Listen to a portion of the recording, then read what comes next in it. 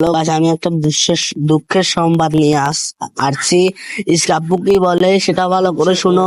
আর আমার কাছে খুব খারাপ লাগলো কথাটা শুনে। যেখানে এলনা পাথর ছাগলনাইয়া ফেনী এখানে তো কেউ যাইতে চাইলে যাইতে পারো। আজকে সম্ভবত বাদ এশা ওর জানাজা অনুষ্ঠিত হবে এলনা পাথর ছাগলনাইয়া ফেনীতে। আর just দোয়া করো তোমরা, এবং এই একটা শব্দ মনে রাখো যে চিতা বাংলাদেশে একটাই ছিল, একটাই হয়েছে, একটাই চিতা আজীবন থাকবে, আর কোনো সেকেন্ড চিতা হবে না।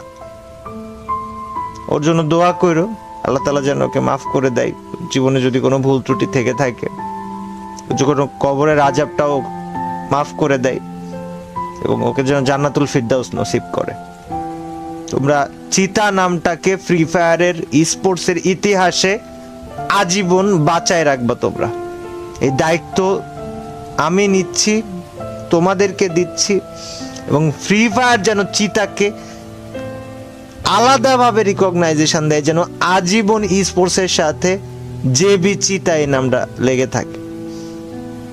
আল্লাহ হাফিজ সবাই।